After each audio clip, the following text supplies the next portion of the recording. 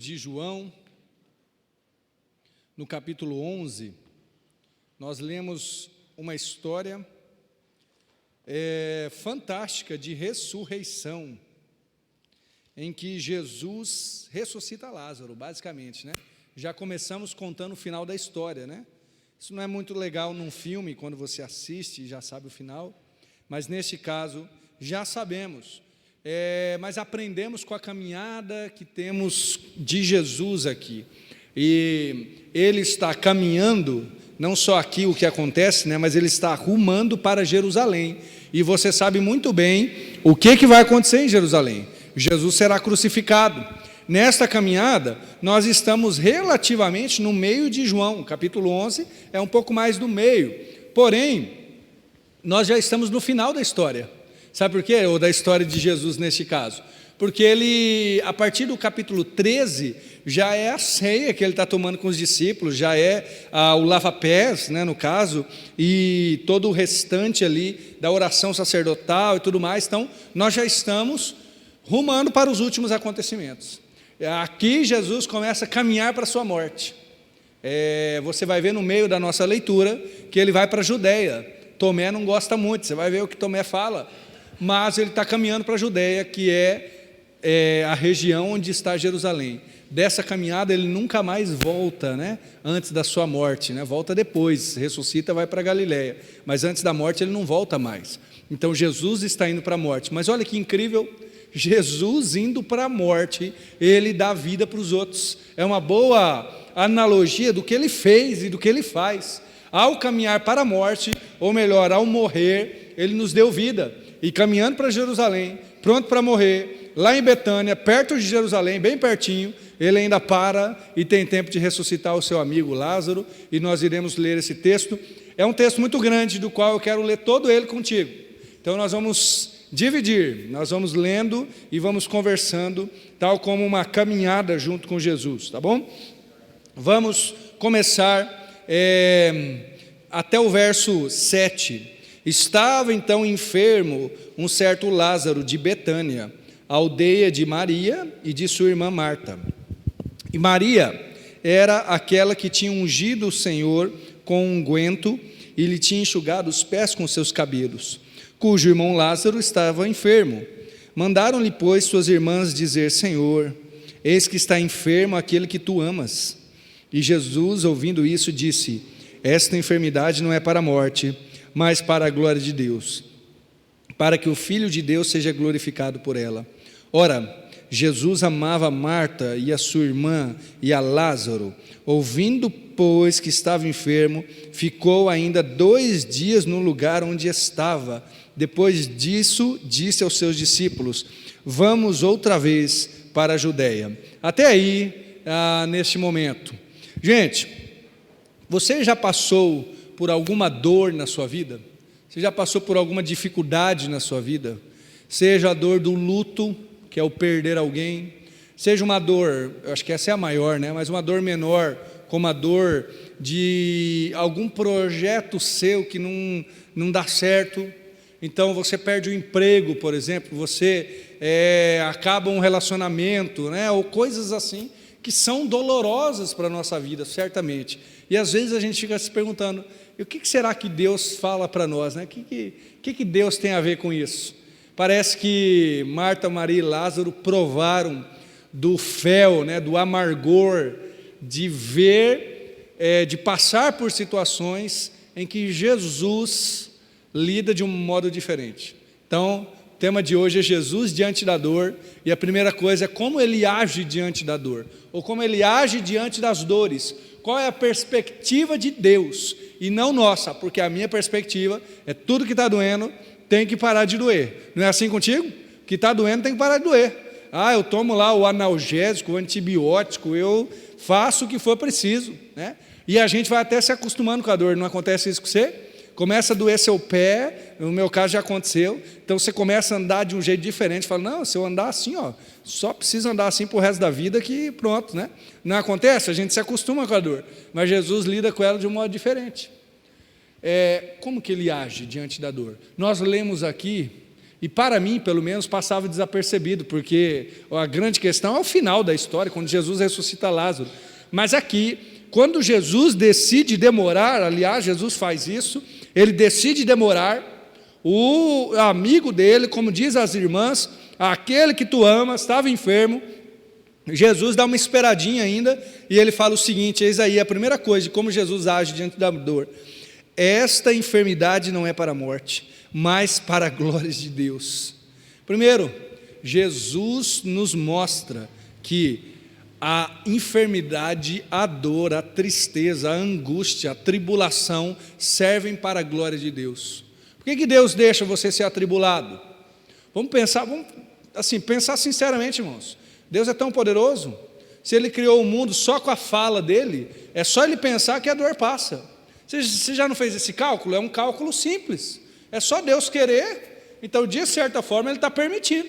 Se eu estou passando por uma dor, eu não estou dizendo que Deus faz isso necessariamente, né? Mas Ele permite. E aí? Jesus olha para aquela dor, gente, parece insensibilidade, mas Ele olha para aquela dor de Lázaro, de Marta e Maria, e se você já passou por algo parecido com essa dor, você sabe que elas não estavam brincando, que elas não estavam falando de uma coisa, sei lá, de uma zona de conforto, como a gente costuma dizer, ou uma palavra de pessoas mimadas, Senhor, faça a minha vontade. Não era isso, era realmente algo profundo para elas. E Jesus aponta a primeira coisa: isto é para a glória de Deus. Irmãos, nos parece, como eu disse, uma certa insensibilidade, nos parece algo que Jesus poderia falar diferente, mas Jesus ordena o mundo conforme o mundo deve ser ordenado. O que eu estou querendo dizer com isso? A dor nos desorganiza internamente. Essa é uma descrição da dor, seja ela qual for. Não vou ficar repetindo aqui as coisas que nos causam dor, mas elas nos desorganizam.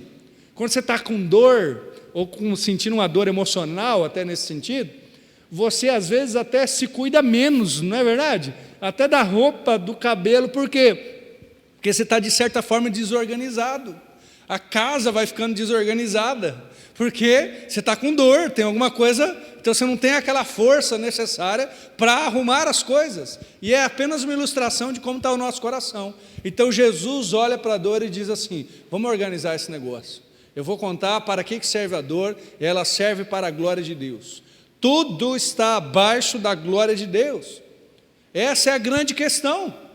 Então, novamente, não é uma insensibilidade, não é uma leviandade de Jesus tratar algo tão pesado para Marta e Maria como se fosse qualquer coisa. Ele não está fazendo isso, mas Ele está dando a solução do jeito certo.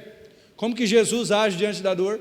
Ele mostra que primeiramente ela serve a um propósito. Este propósito é para a glória de Deus. Paulo vai entender isso, ele diz: eu tenho para mim que as aflições desse tempo presente não podem ser comparadas com a glória em que nós há de ser revelado. Que a tribulação, toda esta tribulação tão terrível, produz para nós um peso eterno de glória no Senhor. Olha o que ele está dizendo: a minha tribulação, ela produz glória. Ele entendeu isso. Eu não sou Paulo, irmãos, eu ainda não entendo isso.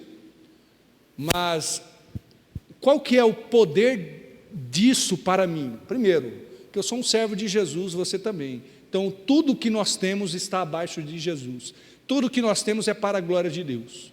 Paulo mesmo disse que já estava crucificado com Cristo, vivia não mais ele, mas Cristo vivia nele, e a glória que ele tinha não era a glória na carne, porque ele diz: longe esteja de me gloriar-me, a não ser aonde? Na cruz. Então tudo servia para a glória de Deus. Essa é a primeira questão do porquê é importante isso, porque você serve para a glória de Deus, e se você entender isso, você tem um propósito na sua vida. Mas outra coisa, lembra da desorganização? O primeiro passo para curar a nossa dor, que vem da dor de fora, é organizar as coisas, é dizer: olha, calma, calma. Não acontece assim com quem está desesperado? Alguém tem que chegar e dizer: calma, calma, as coisas ainda estão no lugar, as coisas ainda estão acontecendo. É como se Jesus dissesse: calma, Marta e Maria, apesar de elas não estarem aqui diante dele nesse momento, mas Deus ainda tem o controle de tudo. Tudo ainda serve para a glória dele. Então, se você está num período de dor, lembre-se disso. Você pode estar em um período de confusão, é possível sim. Você pode estar em um período de desorganização, até emocional, social, mas a glória de Deus permanece. E as aflições desse tempo presente não se comparam com a glória do Senhor. E a tribulação produz peso eterno de glória. E o Senhor trabalha em todas as coisas para o bem daqueles que o amam. É assim que Jesus age diante da dor. Ela serve para a glória de Deus. Eu sei que isso consola relativamente pouco, mas nós começamos com fundamento e nós vamos ver mais coisas. Olha outra coisa que nós enxergamos aqui. Depois que Jesus fala isso no verso 4, que a enfermidade era para a glória de Deus, nós sabemos que Lázaro iria morrer, nós sabemos, Jesus também sabia, mas o verso 5 diz: ora, Jesus amava Marta, a sua irmã e a Lázaro. É um verso inteiro para dizer que Jesus amava aquela família. A glória de Jesus não compete com o amor de Jesus. Essa é a segunda coisa. Como ele age para a glória de Deus e para que a glória de Deus seja trabalhada na sua vida, mas ele também age com amor. E, irmãos, que amor que é esse? É verdade, que amor que é esse? Que por vezes nós ficamos olhando e dizer: peraí, mas será que Deus me ama mesmo? Porque Ele deixou eu passar por isso, deixou eu passar por aquilo. Vamos ser honestos, irmãos, quem nunca se perguntou? Mas será que Deus me ama mesmo? Porque se Deus me amasse, Ele faria isso, aquilo outro.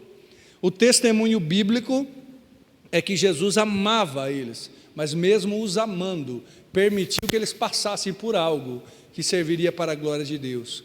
O amor de Jesus, ele não compete com a glória de Deus, mas o amor de Jesus tem um propósito para você.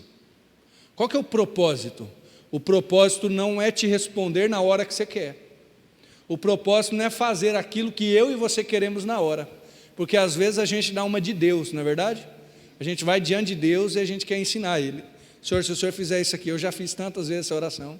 Olha, Senhor, deixa eu mostrar uma coisa para o Senhor. Se o Senhor fizer exatamente o que eu estou falando, o Senhor vai ser glorificado, as pessoas vão ficar felizes, eu vou ficar feliz, vai dar tudo certo. Não, o amor de Deus tem um projeto para você e para mim. Qual que é o projeto? Formar Cristo em nós. Por isso que às vezes o amor não parece amor, porque nós temos a tendência de achar que esse amor de Deus é um sentimentalismo, sabe, daquela coisa em que só fica passando a mão na cabeça: tudo bem, olha, deixa eu fazer tudo por você. Não. O amor de Deus está envolvido em criar o caráter de Cristo em mim, em fazer com que eu perceba que existe algo mais. Quer ver um exemplo? Está lá em Hebreus capítulo 12, mas é a repetição de um provérbio. Então nós encontramos no Antigo e no Novo Testamento, e você ouve essa palavra de novo em Apocalipse, que Deus açoita os filhos que amam. Gente, como encaixar isso? Como que um versículo tem a palavra açoite e amor no mesmo versículo? Não é verdade? Se fosse outro contexto, outra coisa, mas a palavra diz que Deus açoita os filhos que amam, e Marta, Maria, especialmente Lázaro, estavam sendo açoitados, mas Deus não tinha deixado de amá-los, aliás, estavam plenamente no alvo de Deus. Como que Deus faz isso, irmãos? Como que Deus açoita os filhos que amam? Bom, pense no detalhe aí. Se você está educando o seu filho, talvez você saiba bem, ou se você já o educou. Por vezes você disse não, mas no seu não estava contido um sim, que ele não enxergava. Como assim? A palavra diz que todas quantas são as promessas de Deus, tem nele, em Jesus, o sim e o amém. Então quando Deus diz não para nós, é porque Ele está dizendo um sim que a gente não enxerga. Quando você está dizendo não para o seu filho: filho, não faz isso, lá no fundo é porque você quer que ele aprenda, ou que ele seja protegido, ou que ele cresça em algo. Percebe? Até no seu não, se você é um pai amoroso, uma mãe amorosa, claro, há um sim ali, há um desejo de melhoria. Aí está uma forma de entendermos o amor de Deus, no não de Deus, quando Ele deixa com que a gente passe por situações como essa, tais como elas passaram, está contido o sim de Deus. É assim que Ele açoita os filhos que amam, para que os filhos percebam um amor que não perceberiam de outra forma. Gente, eu fico imaginando, é só imaginação, né? Marta, Maria e Lázaro, 30 anos depois, ao redor de uma lareira, tomando um chimarrão, acho que não tinha chimarrão, né? Mas enfim, tomando um café, também não tinha café, tomando um chá, agora pode ser um chá, né? E dando risada, falando, gente, como nós somos alvos do amor de Deus, que coisa maravilhosa, né? Mas na hora, certamente, pergunte para eles, vocês gostariam de passar? Ah, não, deixa quieto, né? Não vão passar não. Bom, Jesus demonstra o amor dele. Qual que é o meu desafio, irmãos? Não é só enxergar a glória de Deus, mas é enxergar o amor de Jesus no meio da dor. É assim que Jesus age diante da dor.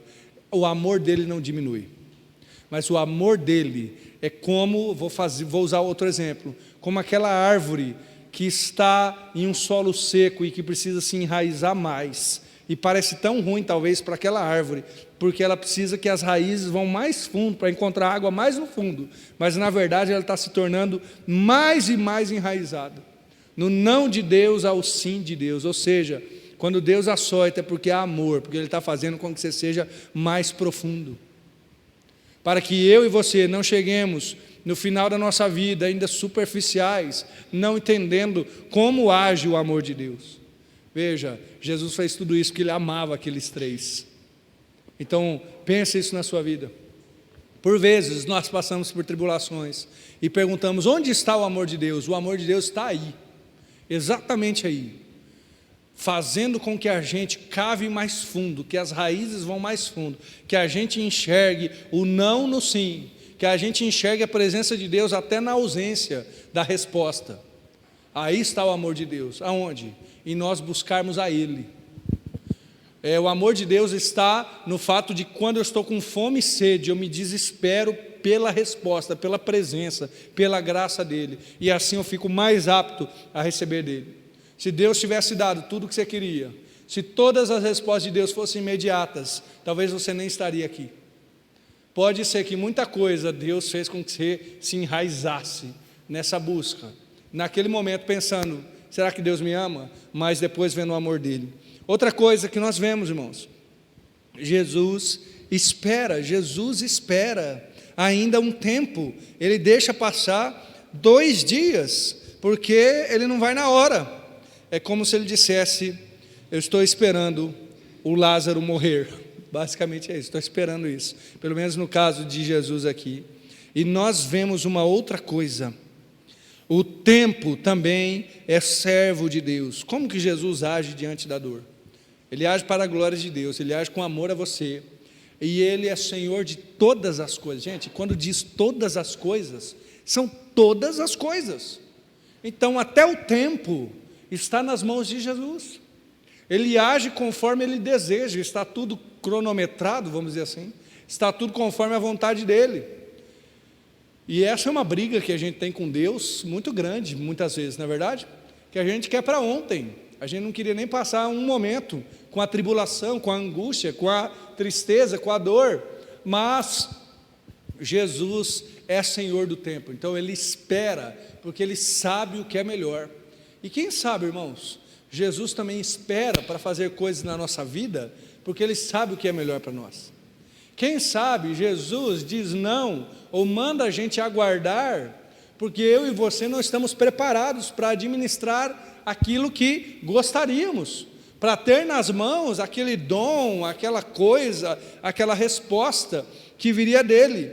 O tempo pertence ao Senhor, e Ele administra o tempo para a glória dEle e por amor a nós. Você está esperando alguma coisa? A dor é aquele tipo de coisa que nós não gostamos de esperar. Talvez você está esperando na dor, e o processo de dor é tão difícil, né? Ou até mesmo de não ter uma resposta. Eu estava vendo uma comparação de que se você segurar um copo de água, né? Se segurar um copo de água por 1 minuto, claro, você tem total capacidade de segurar esse copo de água por 1 minuto. Se você segurar por 1 hora, se eu não me engano, a sua mão vai começar a formigar, é alguma coisa assim. E por um dia, você vai ficar segurando por um dia esse copo de água, que parece tão leve, e em um dia o seu braço vai adormecer todo, né? Isso é espera, é terrível, né? É algo que nós não gostamos e causa dor, mas a espera cava em nosso coração uma confiança em Jesus.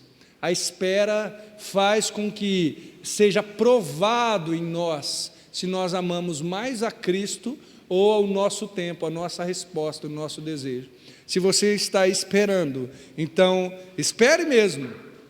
Deixe com que essa paciência seja trabalhada em seu coração, porque após a paciência, há o amor de Deus derramado em nossos corações. É o que diz Romanos 5. Tem todo um trabalhar, mas na paciência, Deus derrama o amor dele em nossos corações. É assim que Jesus age diante da dor. Vamos para só mais uma característica de como Jesus age. E aí eu quero ler mais um pouco com você. Estamos lá em João 11, você está com sua Bíblia aberta aí, a gente vai continuar a leitura. Claro que há muitos detalhes, mas estamos focando nessa ação de Jesus. Verso 8 diz assim: disseram-lhe os discípulos: Rabi, ainda agora os judeus procuravam apedrejar-te, e tornas para lá? Jesus está querendo ir para a Judéia. Olha, você vai morrer, Jesus. Jesus respondeu: não há 12 horas no dia? Se alguém andar de dia, não tropeça, porque vê a luz deste mundo. Mas se andar de noite, tropeça, porque nele não há luz. Assim falou, e depois disse-lhes: Lázaro, o nosso amigo, dorme, mas vou despertá-lo do sono. Disseram, pois, os seus discípulos: Senhor, se dorme, estará salvo. Mas Jesus dizia isso da sua morte. Eles, porém, cuidavam que falavam do repouso do sono. Então Jesus disse claramente: Lázaro está morto, e eu folgo ou me alegro por amor de vós, de que eu lá não estivesse, para que acrediteis, mas vamos ter com ele. E o verso 16 diz: disse, pois, Tomé, chamado Dídimo, aos discípulos: vamos nós também para morrer com ele. Irmãos, agora Jesus resolve ir. Jesus resolve ir, e eu pergunto para você: Jesus vai atrasado ou vai no tempo certo? Porque Lázaro já havia morrido. É incrível que Jesus já sabia. Ninguém tinha telefonado para Jesus, ninguém tinha mandado sinal de fumaça, mas ele sabia que Lázaro havia morrido. Ele vai atrasado ou ele vai no tempo certo? Essa é uma resposta que nós temos que dar ao nosso coração. Porque eu olharia aqui, convenhamos, eu diria: claro que ele foi atrasado, esperou o amigo dele morrer, e é o que vão dizer para Marta e Maria, quando Jesus aparece lá. Ele curou um cego, por que ele não veio antes? Todo mundo está pensando: esse camarada se atrasou, se perdeu no tempo. E talvez eles não sabiam, o pessoal que estava lá em Betânia, mas Jesus atrasou porque ele quis. É isso que está dizendo aqui. Mas, irmãos, Jesus não foi atrasado, ele não chegou depois, ele chegou na hora certa. Para eu e para você pareceria depois, como muitas vezes parece, mas é o tempo ideal. E olha o outro detalhe de como Jesus lida com a dor, e é aqui para a gente ficar, se não revoltado, tá? Espero que não, mas sem entender, primeiramente, Jesus lida com a nossa dor com alegria. Eita, com alegria, gente. Como que Jesus lida com alegria? Não quer dizer que ele fica alegre. Deus não é um Deus sádico que se alegra com a maldade. Deus não se alegra com a injustiça e com nenhum fruto da injustiça. Então por que Jesus teria alegria? É isso que Jesus está dizendo. Eu folgo, no verso 15, a palavra folgo significa eu me alegro, eu fico feliz. Por quê? Porque os discípulos iriam perceber. Os discípulos iriam ver Jesus ressuscitando alguém. Gente, quando os discípulos vissem isso, eu mesmo ficaria assim, talvez nem dormiria aquela noite. Mas o testemunho que Jesus daria para os discípulos seria fantástico. A alegria, irmãos, não é a alegria da dor, mas é a alegria porque Jesus já sabe o que vai acontecer. Isso é fantástico. Quando Jesus lida com a nossa dor, Jesus lida sabendo de tudo que ela vai gerar, sabendo de toda a glória que acontecerá para o Pai, e todo o amor de Deus que você perceberá. É por isso que a alegria. E Jesus não está falando isso só da boca para fora, ou só para os outros, porque Ele fez isso por Ele mesmo. Em Hebreus também diz que pela alegria que lhe estava proposta, suportou a cruz. A cruz não foi alegria para Jesus, gente. Ele roga ao Pai: Senhor, passa de mim esse cálice, mas seja feita a sua vontade, claro. Ele não está feliz e saltitante ao ser crucificado, ao levar os pecados na cruz, mas havia uma alegria proposta. No meio da dor, gente, e talvez seja um bom exercício para a gente fazer na nossa mente, no nosso coração, no nosso espírito, enxergar a alegria que está proposta, enxergar como Deus vai ser glorificado, como eu posso aprender mais do Senhor diante dessa dor. Ainda sobre o que Jesus passou, é profetizado sobre ele em Isaías 53, tu verás o fruto do teu penoso trabalho e te alegrarás. Olha o que está sendo dito sobre o penoso trabalho de Jesus. Haverá alegria no fruto do penoso trabalho. Os salmistas, no Salmo 126, também muito famoso, eles lembram do que Deus já havia feito por eles, que eles, em um certo momento da vida, estiveram com a boca cheia de riso, com a língua cheia de cânticos. As nações diziam entre elas, grandes coisas fez o Senhor por eles. Mas naquele momento do Salmo 126, eles estão tristes, mas estão dizendo assim: aquele que leva a preciosa semente, andando e chorando, voltará sem dúvida com alegria, trazendo os feixes da colheita. No meio da dor, Jesus já está pensando na alegria. No meio da dificuldade, Jesus já está olhando, dizendo: isso aqui vai ser para a glória do Pai. Os discípulos vão perceber, vão se alegrar. Na verdade, os discípulos vão ver algo que eles não viram ainda, que era eu ressuscitando, no caso Jesus ressuscitando alguém. Diante da dor, Jesus já antecipa a alegria. Isso pode acontecer com o nosso coração, mesmo em meio à dor, nós ficarmos felizes, ou pelo menos termos esperança da alegria em Jesus, esperança daquilo que Deus está fazendo. Exige de mim e de você um profundo comprometimento com a glória de Deus. Percebe que esse é o fundamento que organiza todo o resto? Que a gente diz: Deus vai ser glorificado, eu vou aprender a amar a Jesus, vou conhecer mais do amor dele. Então mesmo a dor que causa tristeza vai me trazer alegria nesse sentido. É tão difícil, né? Mas é assim que Jesus age diante da dor. Aqui tem um detalhe também, irmãos, essa história é muito rica de detalhes, mas Tomé, você percebeu aqui no verso 16, ele fala assim: vamos lá então, vamos para morrer com ele. É isso que Tomé diz: vamos lá, vamos morrer com ele. A gente não sabe qual é o tom, né? Porque foi escrito, então a gente não sabe qual é o tom que Tomé, né, falou. Alguns dizem que é o seguinte: Tomé está quase ironizando. Vamos lá morrer com ele também, né? Como quem diz: não estou com vontade, mas vou ter que ir. Outros não, outros interpretam que Tomé estivesse com aquela disposição, sabe, que a gente viu em Pedro, antes de Jesus ser crucificado. Vamos lá, que eu, nem que for para morrer, eu vou com ele. A gente não sabe qual que era a disposição de Tomé, do coração dele, mas a gente sabe de uma coisa: Tomé achou que estava indo para a morte, e ele estava indo encontrar a vida. Ele achou que estava indo para morrer com Jesus, mas ele foi lá ver Jesus ressuscitar alguém. Talvez Tomé seja uma boa ilustração para nós, no meio da nossa dor, no meio da nossa tristeza, da nossa angústia. Talvez sirva de lição para nós, quando nós nos apegamos a Jesus, mesmo sem resposta lá na frente, mesmo igual Tomé: Senhor, então vamos lá, vamos morrer junto, vamos. A gente está indo para encontrar a vida. Mesmo quando te falta esperança, se não te faltar Jesus, se você ficar conectado a Ele, Ele brotará a esperança de novo no seu coração. Jesus sabe fazer a esperança nascer. Vamos continuar lendo esse texto? É um texto muito rico, né? Essa primeira parte é como Jesus age diante da dor. E agora vamos ver como Jesus reage à nossa dor.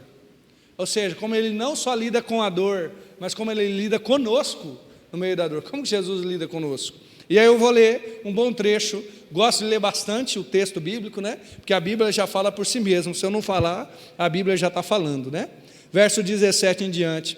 Chegando, pois, Jesus achou que já havia 4 dias que estava na sepultura. 4 dias.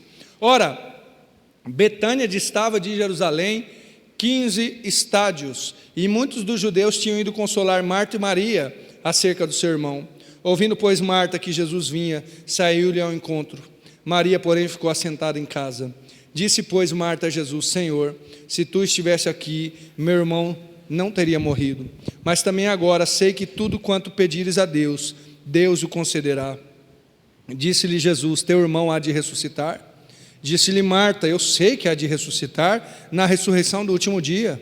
Disse-lhe Jesus: eu sou a ressurreição e a vida.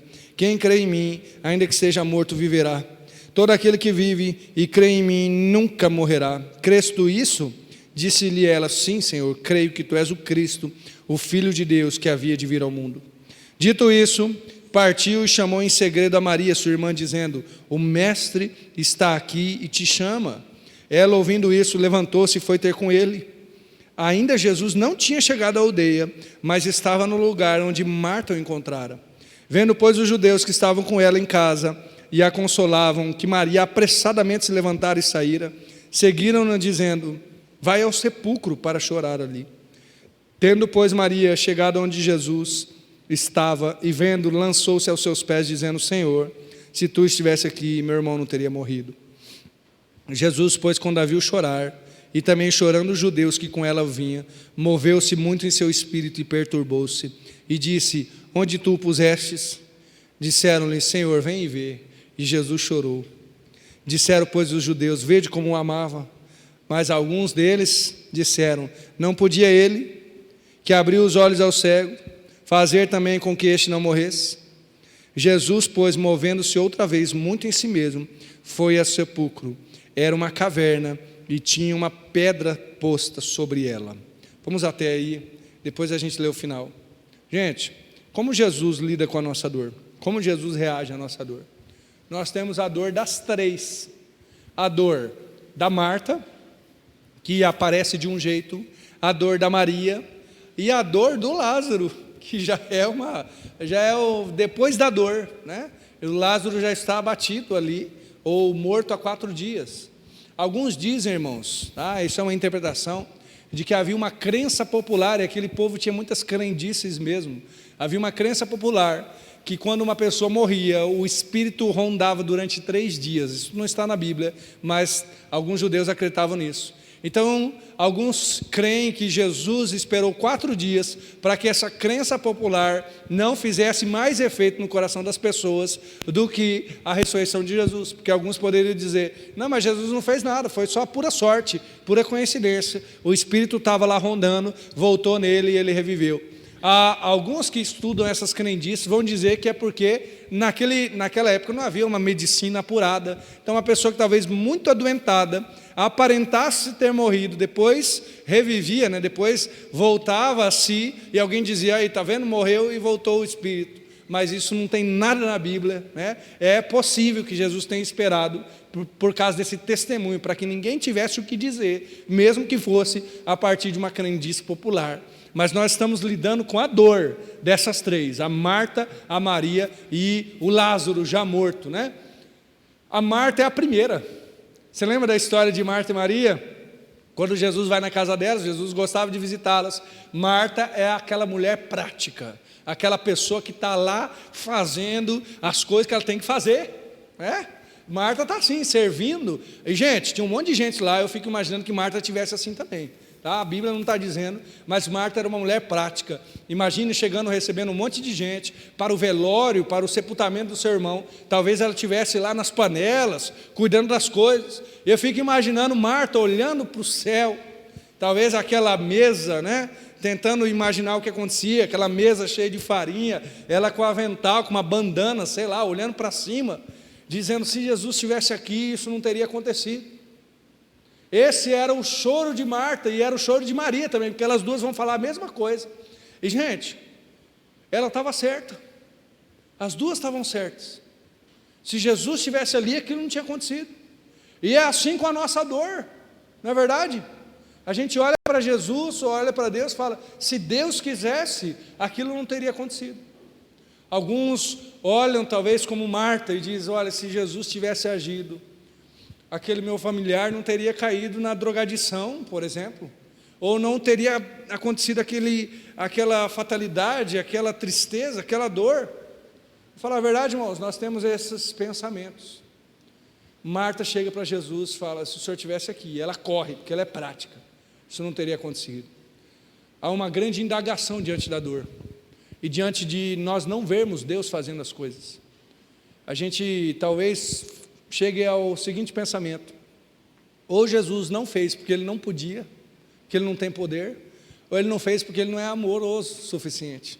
Então, se Ele tivesse poder, Ele poderia fazer, ou se Ele tem, por que Ele não quis?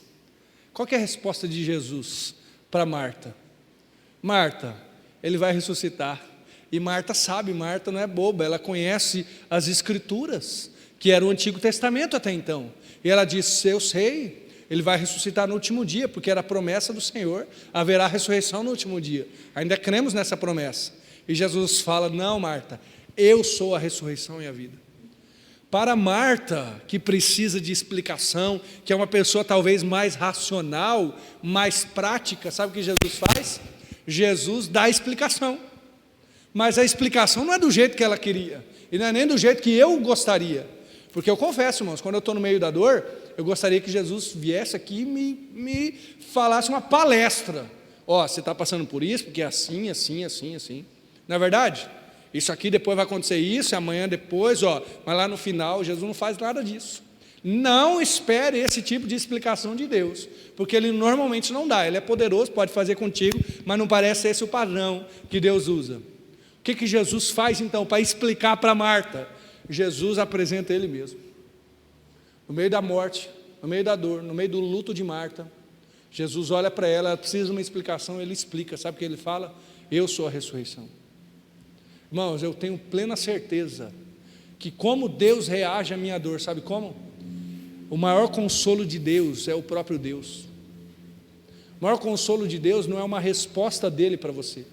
Não é Ele explicar tudo até você falar: agora entendi, Senhor, obrigado. Não. O maior consolo de Deus é Deus doar de si mesmo para você. E é isso que Jesus está fazendo para Marta. Jesus está falando: Marta, eu vou te contar uma coisa que você não sabe. Ninguém aqui sabe, Marta, mas você vai ficar sabendo. Eu sou a ressurreição. Esse é o coração dela sendo consolado. Eu sou a ressurreição. E é isso que Jesus está fazendo. Quando nós estamos diante da dor, Jesus se apresenta para nós e diz: olha, eu sou o consolo que você precisa. Você está precisando de consolo? Você está precisando, está passando por alguma dor. Você, por mais que queira, porque a dor pede uma resposta, eu e você precisamos conhecer ao Senhor. O Senhor é o consolo necessário que nós precisamos. O Espírito é o consolador. E eu creio que Ele é o próprio consolo quando está conosco. É assim que Jesus reage à dor de Marta. O que Ele faz? Ele se apresenta para Marta. Agora nós vemos Maria. Maria tem uma dor diferente, gente. Parece que Maria é uma pessoa mais contemplativa, uma pessoa mais quieta. Quem sabe aquela personalidade em que ela não é externa, mas é interna. Tem gente que é assim, né? Mas alguns diriam melancólica, quem sabe, né? Mas Maria só vai até Jesus e fala a mesma coisa. Se o Senhor estivesse aqui, Ele não teria morrido. A mesma coisa que Marta. O que Jesus fala para Maria, gente? Procure na sua Bíblia. O que Jesus fala para Maria? Verso 32, Senhor, se o Senhor estivesse aqui, Ele não teria morrido. Eu fiquei procurando, o que Jesus respondeu? Se Jesus disse que era a ressurreição para Marta, para Maria Ele ia falar uma coisa melhor. O que Ele respondeu? Nada, nada. Mas nós temos uma coisa que Jesus fez aqui, uma coisa, sabe o quê? Jesus chorou. É o único momento que nós vemos Jesus chorando. Certamente Ele chorou outras vezes também, penso eu. Mas o que Jesus faz com a dor de Maria?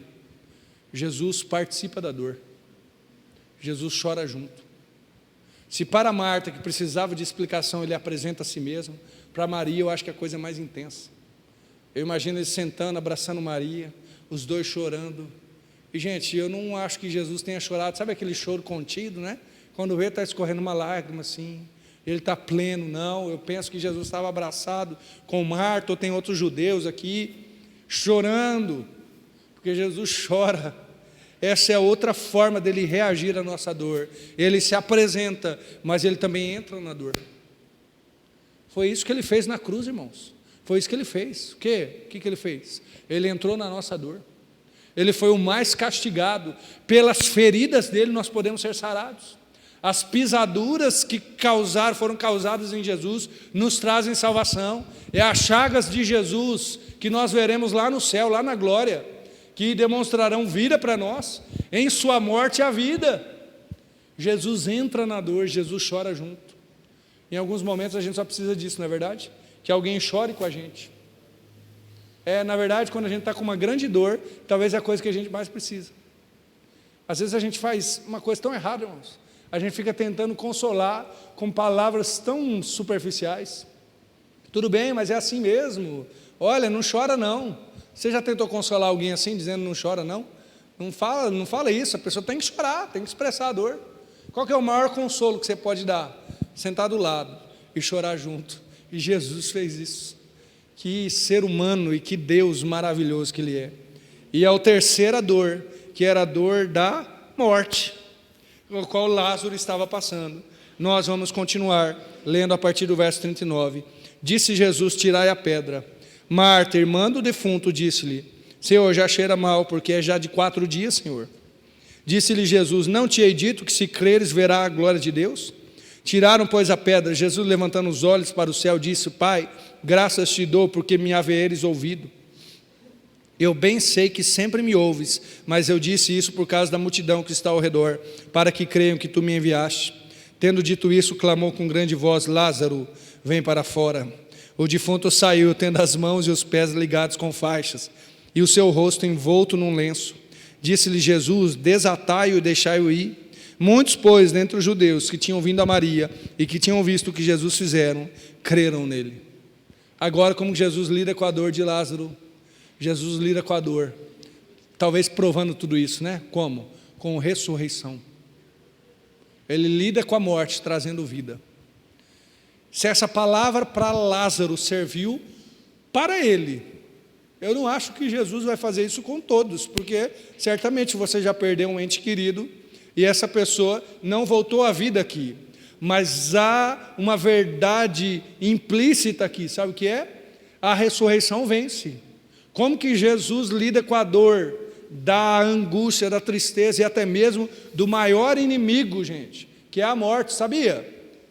Algumas religiões ficam tentando, e às vezes até nós caímos nessa, de tentar diminuir a dor da morte. É apenas uma passagem, a pessoa, alguns até dizem, está por aqui. Não, a Bíblia diz que é o maior inimigo, o último inimigo que há de ser vencido.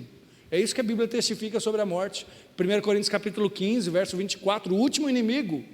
É inimigo. Nós não fomos criados para isso, por isso que dói. Por isso que a gente não consegue se acostumar. Porque você não foi criado para passar, ou para ver, ou para enxergar a morte. Mas há uma palavra de Jesus para Lázaro, que serve para nós. Jesus olha para aquela tumba lá, provavelmente com um cheiro ruim mesmo, e diz: Lázaro, vem para fora. Alguém já disse que Jesus teve que dizer: Lázaro, vem para fora, porque se ele dissesse só vem para fora, todos os mortos ressuscitariam. Não tem que dizer especificamente quem que eu estou chamando.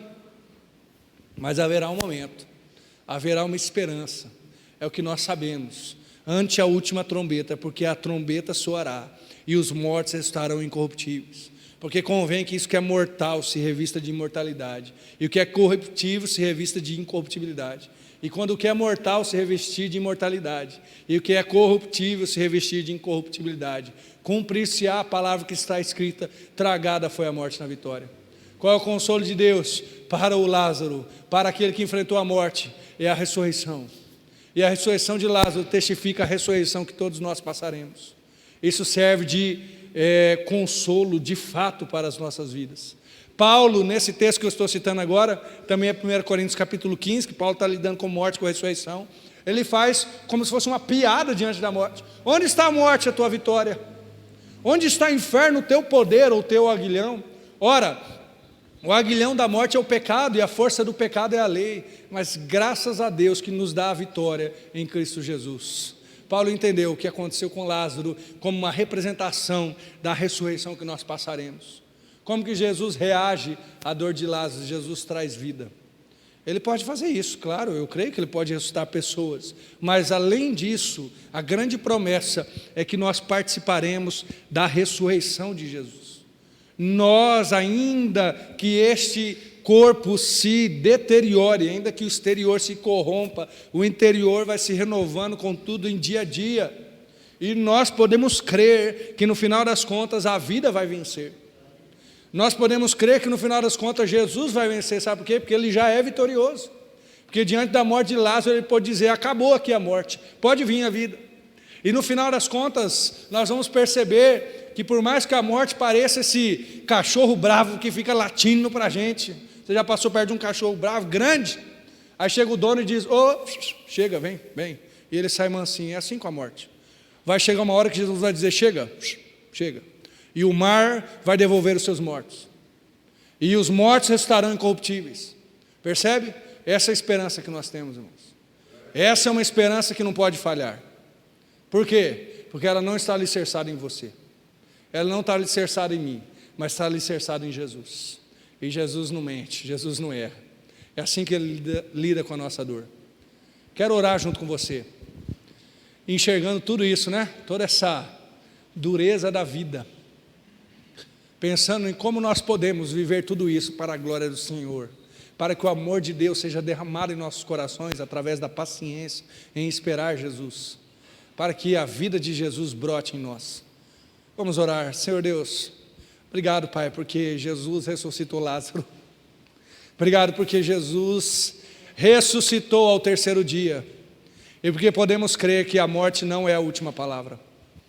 Nós podemos crer que mesmo diante da angústia que nós passamos, nesse entremeio que nós estamos, vivendo aqui, participando de angústias, dores e até perdas, mas o Senhor se apresenta para nós como o verdadeiro consolo.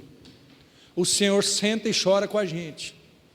O Senhor lida com a nossa dor com amor, mas não rebaixa a nossa dor, porque sabe que ela serve para a glória de Deus. Senhor, eu não sei lidar assim. Eu sou como Marta Maria, que fica confuso, desorganizado, mas que tudo em mim, até mesmo a minha dor, sirva para a Tua glória, e sirva para que eu enxergue o amor do Senhor sobre mim. Peço isso por cada irmão e irmã, por cada família. O Senhor sabe o que cada um tem passado, e que a dor, seja ela qual for, sirva também para a Tua glória e para nos aproximar do Senhor, para nos aprofundar a nossa vida na Tua presença, Pai. Oramos em nome de Jesus. Amém.